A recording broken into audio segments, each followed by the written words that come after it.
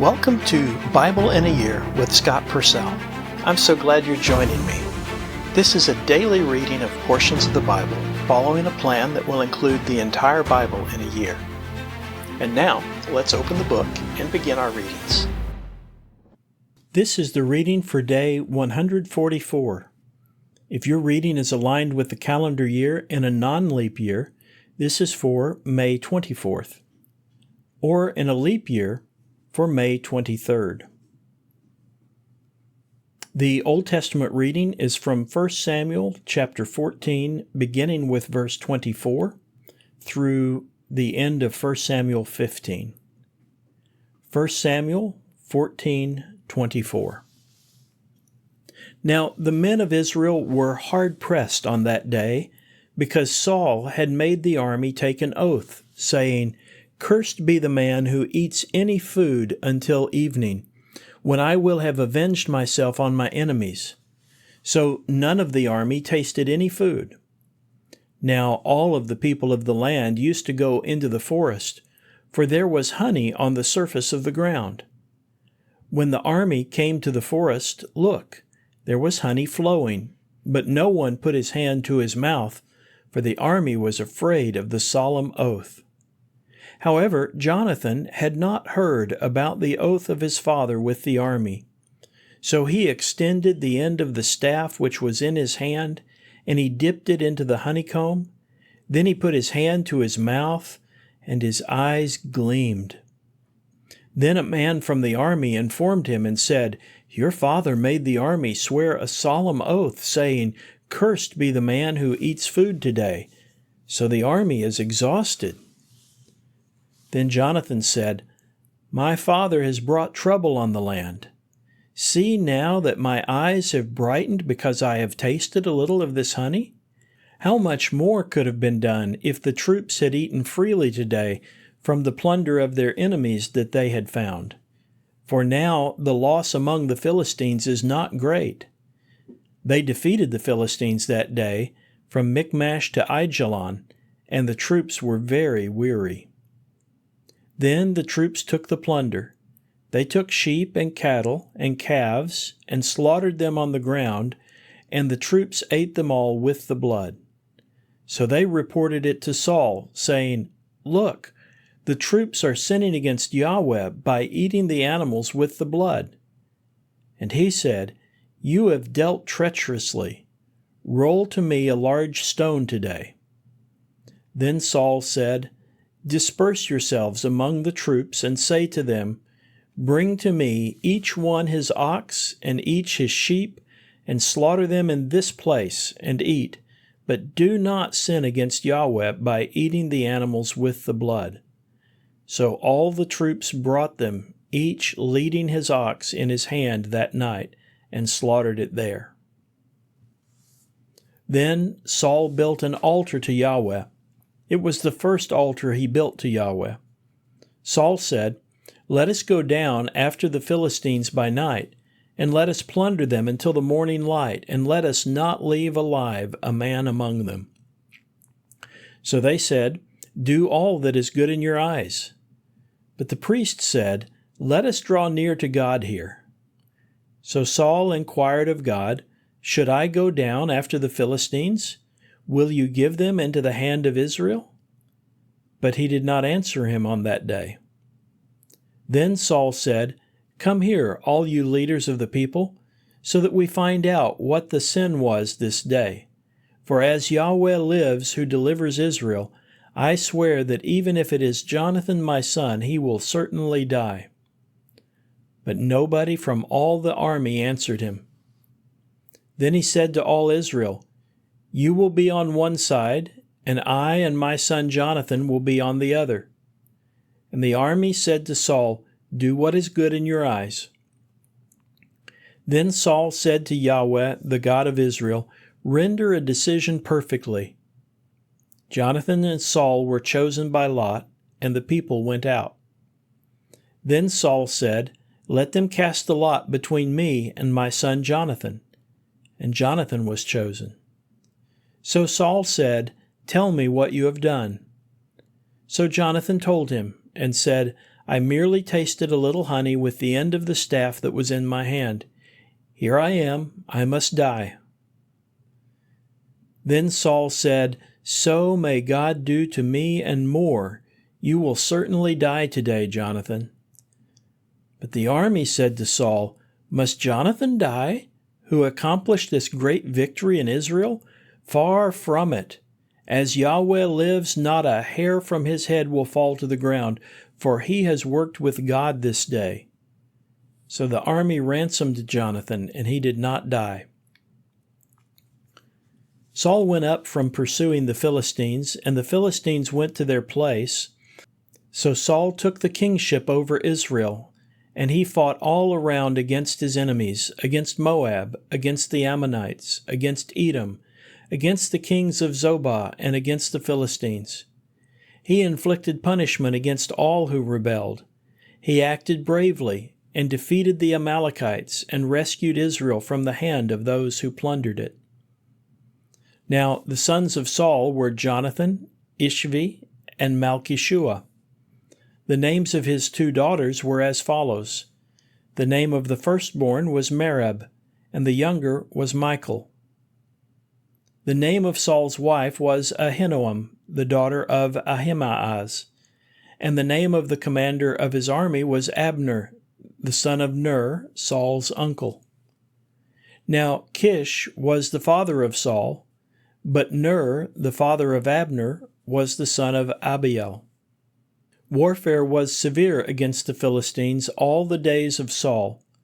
Whenever Saul saw anyone who was a mighty warrior or any brave man, he conscripted him into his service. 1 Samuel chapter 15. Then Samuel said to Saul, "Yahweh sent me to anoint you as king over his people Israel. So then, listen to the words of Yahweh. Thus says Yahweh of hosts, I have observed what Amalek did to Israel, how he opposed him when he went up from Egypt. So then, go and attack Amalek, and utterly destroy all that is his. You must not spare him, but kill both man and woman, both child and nursing infant, both ox and sheep, both camel and donkey."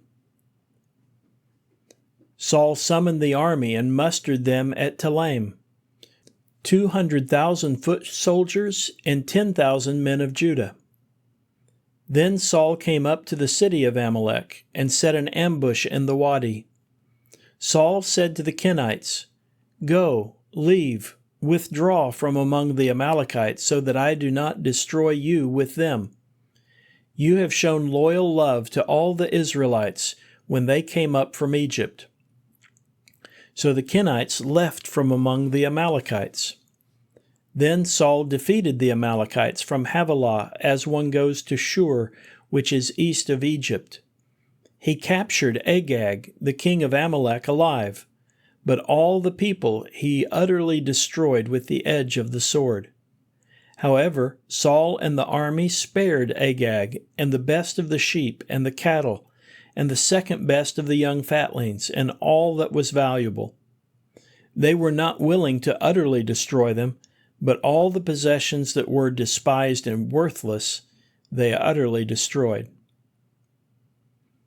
Then the word of Yahweh came to Samuel, saying, I regret that I made Saul king, for he has turned back from following me and has not kept my word. Samuel became angry, and he cried out to Yahweh all night. Then Samuel got up early in the morning to meet Saul.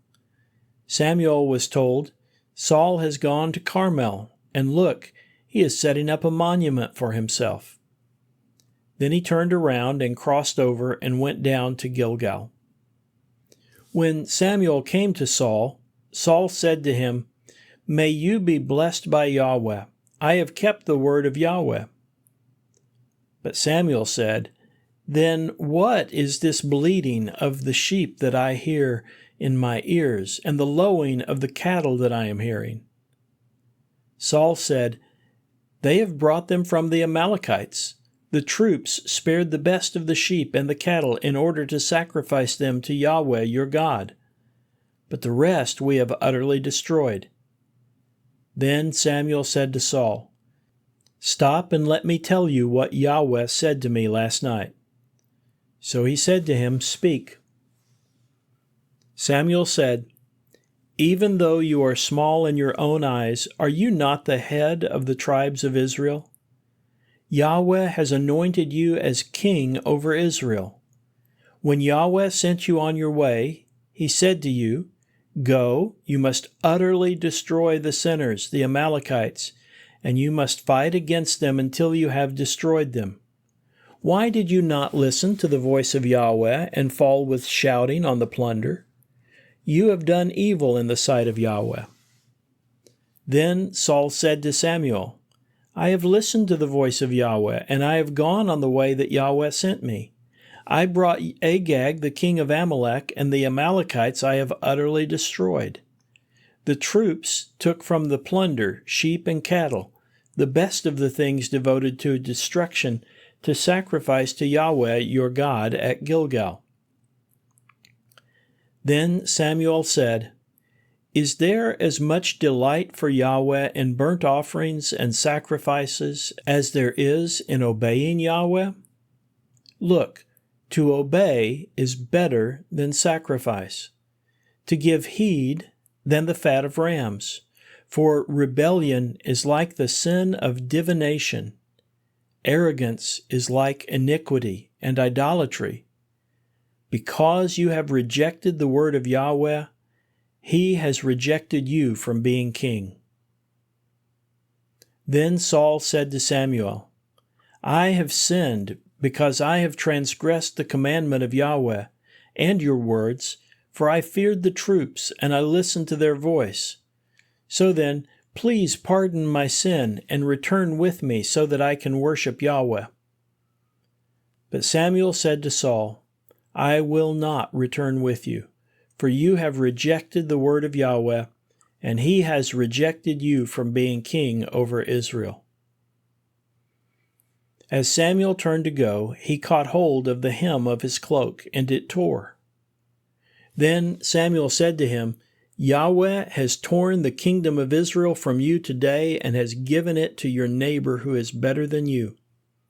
Moreover, the glory of Israel will not break faith and will not regret, for he is not a human that he should regret." Then he said, "I have sinned. Now please honor me before the elders of my people and before Israel, and return with me, so that I can worship Yahweh your God." So Samuel returned after Saul, and Saul worshipped Yahweh. Then Samuel said, "Bring Agag, the king of Amalek, out to me." Agag came to him confidently, for Agag thought, "Surely the bitterness of death is over." Samuel said, "Just as your sword bereaved women, so will your mother be bereaved among women." Then Samuel hacked Agag to pieces in the presence of Yahweh at Gilgal. Then Samuel went to Ramah, and Saul went up to his house in Gibeah of Saul. Samuel did not see Saul again until the day of his death. But Samuel mourned over Saul, and Yahweh regretted that he made Saul king over Israel. The New Testament reading is from John chapter 14. John 14, verse 1. "Do not let your hearts be troubled. You believe in God, believe also in me. In my Father's house there are many dwelling places, but if not, I would have told you, because I am going away to prepare a place for you. And if I go and prepare a place for you, I will come again and receive you to myself, so that where I am, you may be also. And you know the way where I am going." Thomas said to him, "Lord, we do not know where you are going. How are we able to know the way?" Jesus said to him, "I am the way and the truth and the life. No one comes to the Father except through me. If you had known me, you would have known my Father also. From now on you will know him and have seen him." Philip said to him, "Lord, show us the Father, and it is enough for us." Jesus said to him, "Am I with you so long a time, and you have not known me, Philip? The one who has seen me has seen the Father. How can you say, 'Show us the Father'? Do you not believe that I am in the Father, and the Father is in me? The words that I say to you I do not speak from myself, but the Father, residing in me, does his works. Believe me that I am in the Father, and the Father is in me. But if not, believe because of the works themselves. Truly, truly, I say to you, the one who believes in me, the works that I am doing, he will do also. And he will do greater works than these, because I am going to the Father. And whatever you ask in my name, I will do this, in order that the Father may be glorified in the Son. If you ask me anything in my name, I will do it. If you love me, you will keep my commandments, and I will ask the Father, and he will give you another advocate, in order that he may be with you forever, the Spirit of truth, whom the world is not able to receive, because it does not see him or know him. You know him because he resides with you, and he will be in you.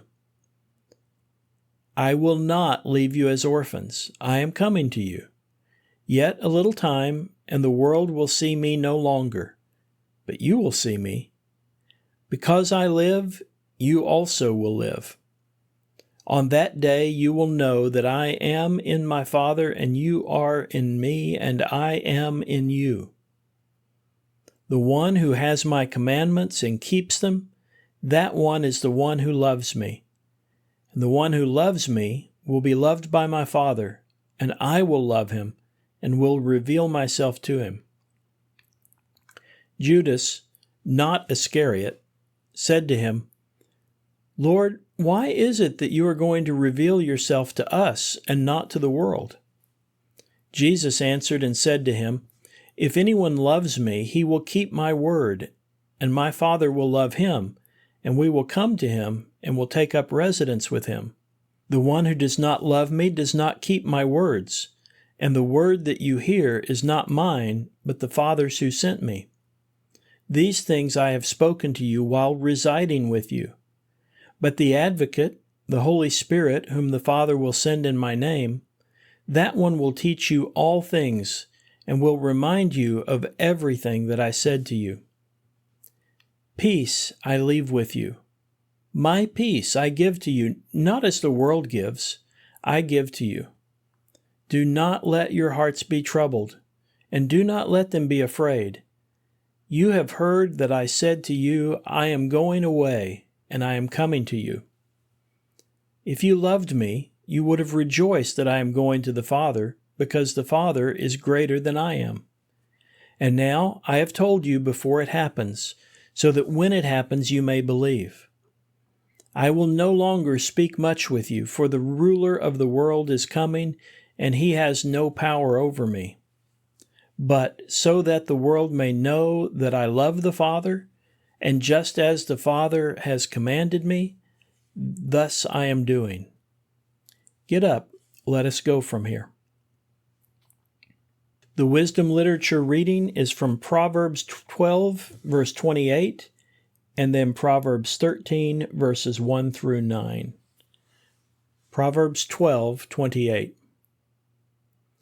On the road of righteousness is life, and on the way of the path may there be no death.